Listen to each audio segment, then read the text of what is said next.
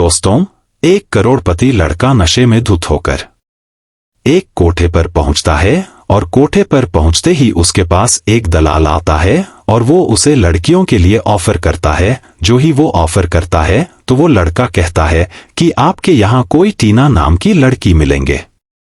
दलाल कहता है कि साहब यहाँ पर आपको हर नाम की लड़की मिल जाएगी। वो उसे ये कहते हुए कोठे के अंदर ले जाता है और उसे एक लड़की के पास भेज दिया जाता है। दोस्तों की कहानी बहुत ही इंटरेस्टिंग होने वाली है। उससे पहले मेरी आपसे एक ही रिक्वेस्ट है, प्लीज चैनल को सब्सक्राइब और वीडियो को लाइक जरूर कर देना ताकि मुझे भी मोटिवेशन मिलता रहे। दोस्तों, ये सच्ची कहानी उत्तर प्रदेश के आगरा की है। उत्तर प्रदेश के लखनऊ में एक करोड़पति घर का लड़का जिसका हाल ही में अपनी गर्लफ्रेंड के साथ ब्रेकअप हो जाता है, उसकी जो गर्लफ्रेंड होती है वो कहीं और शादी कर लेती है और उसके बाद वो लड़का सोचने लगता है कि शायद अब इस जिंदगी का कोई मीनिंग नहीं बचा, अब मुझे अपनी लाइफ खत्म कर लेनी चाहिए। उसके चलते वो नशे में टल रहने लगता है और एक दिन अपनी फ्रस्ट्रेशन निकालने के लिए वो कोठे पर चला जाता है। कोठे पर पहुंचते ही वो कोठे की दलाल से कहता है कि मुझे यहाँ पर कोई निशा नाम की लड़की मिल सकती है। वहां का दलाल कहता है कि साहब आप जिस भी नाम की लड़की चाहोगे उसी नाम की लड़की आपको यहाँ पर मिल जाएगी। ये कहते हुए वो दलाल उसे कोठे के अंदर ले जाता है और जो कोठे की मालकिन होती है, जिसका नाम मीना देवी होता है, उस मालकिन से वो 1200 रुपए देता है और उसे एक लड़की के पास कमरे में भेज दिया जाता है। वो लड़का कमरे में प्रवेश करता है और उस लड़की के पास जाकर बैठ जाता है। उस लड़की में उसे अपनी गर्लफ्रेंड की शक्ल दिखाई देती है तो उस लड़की के पैरों पर हाथ रखता है। वो लड़की अपने पैरों को पीछे खींच लेती है और वो लड़का तुरंत ही गुस्से में आ जाता है और उसे भला बुरा कहने लगता है। कहता है कि अब मुझे तुमसे कोई प्यार नहीं रहा, तुमने मुझे खुद छोड़ दिया तो मुझे इसका कोई मलाल नहीं, अब मैं अपनी लाइफ में आगे बढ़ चुका हूं। दोस्तों, दरअसल जो टीना नाम होता है वो उस लड़के की गर्लफ्रेंड का नाम होता है। वो उस लड़की को अपनी गर्लफ्रेंड समझकर बातें कर रहा होता है। उसकी बातें सुन रही होती है, कुछ नहीं कहती। ऐसे ही करीब 1 घंटा बीत जाता है। लड़का उसके साथ कोई गलत हरकत नहीं करता और उसके बाद वो वहां से उठकर जाने लगता है। दोस्तों, जो ही वो लड़का कमरे के दरवाजे तक पहुंचता है, लड़की उसे कहती है कि साहब अभी तो 1 ही घंटा हुआ है। लड़का कहता है कि मैंने 2 घंटे के पूरे पैसे दिए हैं, अब मैं उन पैसों को वापस नहीं लूंगा। लड़की कहती है साहब अगर आप यहां से 2 घंटे से पहले चले गए तो मेरी मालकिन मुझे खाना नहीं देगी और मुझे भूखा ही रहना पड़ेगा।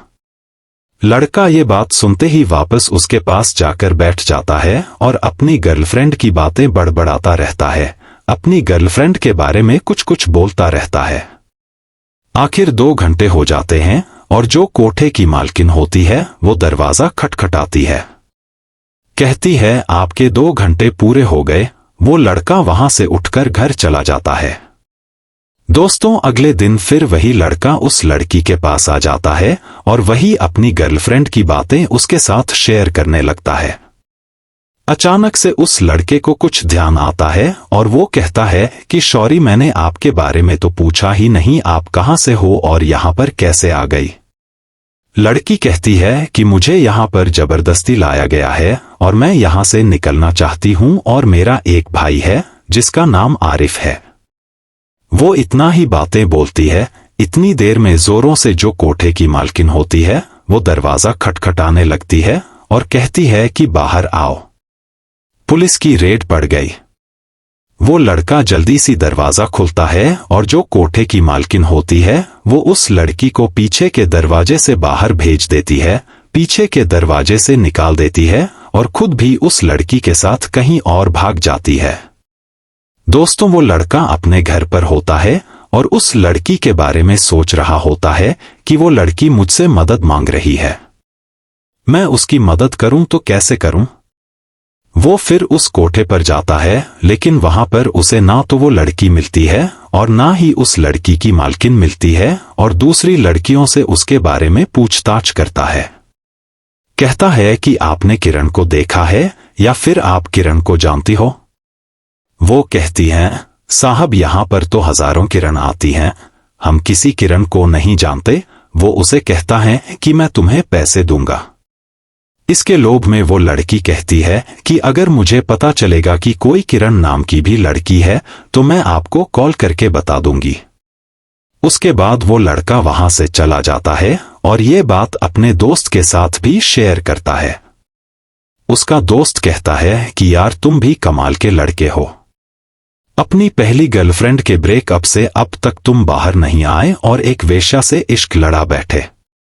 वो कहता है नहीं ऐसी कोई बात नहीं, मैं उसे इश्क नहीं करता, मैं बस उसकी हेल्प करना चाहता हूं, उसे उस नरक से निकालना चाहता हूं। वो अपने दोस्त को कहता है कि तुम मेरे साथ ग्राहक बनकर कोठे पर चलोगे, तुम अलग कोठे पर जाना, मैं अलग कोठे पर जाऊंगा। अगर वो लड़की हमें मिलती है तो हम उसे बचाने का प्रयास करेंगे। दोस्तों फिर भी वो लड़की उन्हें नहीं मिल पाती, वो कहीं और जा चुकी होती है। तो दोस्तों एक दिन वो लड़का अपने पापा से कहता है कि पापा अगर हमें किसी इंसान का केवल नाम पता हो तो हम उसे कैसे ढूंढ पाएंगे? उसका पापा कहता है कि बात क्या है? वो कहता है कि एक दिन में कोठे पर गया था। इतनी बात सुनते ही उसका पापा उस पर चिल्लाने लगता है, उसे भला बुरा कहने लगता है कि अब तुमने कोठे पर भी जाना शुरू कर दिया। वो लड़का कहता है कि पापा ऐसा कुछ भी नहीं है, वहां जाकर मैंने कोई गलत काम नहीं किया, वहां पर मुझे एक लड़की मिली जो वहां से निकलना चाहती है, जिसे जबरदस्ती वहां पर रखा गया है। उसका पापा कहता है कि सोशल मीडिया पर उसका अकाउंट तलाश करो और शायद उसके अकाउंट से कोई रिलेटिव भी जुड़ा हो। दोस्तों वो लड़का सोशल मीडिया पर रात दिन एक कर देता है और फिर उसे एक दिन फेसबुक पर उस लड़के का अकाउंट मिल जाता है। उसे याद था कि लड़की ने उसके भाई का नाम आरिफ बताया था। वो उसकी फ्रेंड लिस्ट में देखता है तो उसे आरिफ मिल जाता है और वो उसके पास एक मैसेज करता है कि अगर आप अपनी बहन से मिलना चाहते हो तो मुझसे कांटेक्ट करो, मैंने आपकी बहन को एक कोठे पर देखा है। जो ही उसका भाई ये मैसेज पढ़ता है वो हैरान हो जाता है और वो तुरंत उस मैसेज का रिप्लाई करता है। उसके बाद जो लड़का होता है उसका नाम सोनू होता है। वो कहता है अगर आपको अपनी बहन को बचाना है तो आप मेरे होम टाउन लखनऊ आ जाइए। वो लड़का ट्रेन की टिकट लेकर लखनऊ आ जाता है।